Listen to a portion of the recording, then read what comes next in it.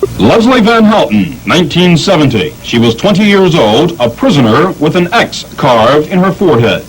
She was an avowed member of the Manson family and was convicted of first-degree murder for the slayings of Leno and Rosemary LaBianca. Leslie Van Houten looks quite different now after 7 years in jail, and her story about the murders is different too. She is trying to get her sentence reduced, maybe even her conviction reversed, though she still admits participating in the LaBianca murders. Mutilated bodies of the LaBiancas were found in their Los Feliz district home the night after the Sharon Tate murders in August of 1969. Van Houten admits that she stabbed Mrs. LaBianca several times, but only because she had been brainwashed. Van Houten claims this man, Charles Manson, actually controlled her mind. Good morning. Good morning. She contends her prolonged use of drugs, particularly LSD, made her even more susceptible to Manson's wishes. Van Houten, like other members of Manson's strange cult, believed he was Jesus Christ, and they were all convicted of first-degree murder back in 1971 after offering virtually no defense whatever. This morning, the judge made a fool of himself, again. And then he questions my sanity. Are you saying? I question his, huh? Are you saying? Same? Yes. That's relative. I could talk to you except through music. Van Houten claims she originally lied about Manson's role in the murders to protect him during their first trial. I believe that Mr. Manson had In the that right to trial, represent this was himself Van Houten's and show attorney, himself Ronald capable. Hughes, However, I would hope until he to do died on the during the basis trial that on a camping trip in Ventura County. Rescuers found his body in March of 1971, wedged between some rocks after a mudslide in Sespe Creek. 6 years later, Van Houten got the appellate courts to agree that the death of her first attorney hampered her defense.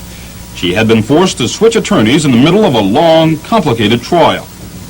So now she is being tried a second time. Unlike the first trial, the big legal issue this time is her state of mind at the time of the LaBianca murders, not whether she actually participated. Van Houten's defense has been in the hands of Maxwell Keith, a part-time sheep rancher and full-time lawyer who is recognized as one of the best criminal attorneys in Southern California. He claims Van Houten's judgment was impaired at the time of the murders, and he has had 5 psychiatrists give testimony to back him up. It was not her free will. Exactly. That she was testifying as Manson wanted her to testify. Exactly, by and large. The defense has also gotten several former Manson followers to testify that their use of LSD made them believe in Manson and his strange teachings, that he controlled them, and that they were all of one mind, Charlie's.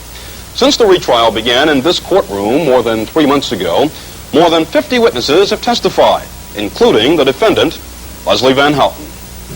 Van Houten was on the witness stand for 4 days.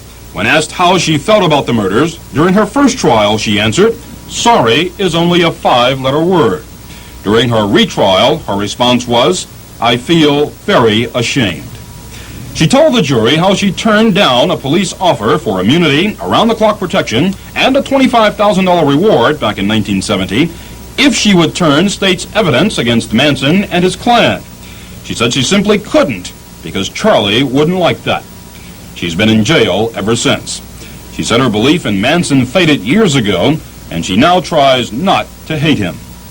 Throughout the testimony, defense attorney Keith has tried to paint a psychological portrait of his client. He claims she has regained her normal judgment, which he says had been blurred and bent by Manson and by drugs. But prosecutor Stephen Kay argues that Van Houten's judgment was never bent, blurred, or impaired. Like the defense, he too has presented psychiatric testimony to back him up. I'm saying that the evidence is going to show that Leslie knew exactly what she was doing, and it was her mind that was operating at the time of the LaBianca murders. The question now is, whom will these jurors believe, the prosecution or the defense?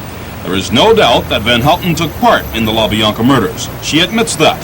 What is in question is her state of mind at the time, and whether she should be held accountable for what she did.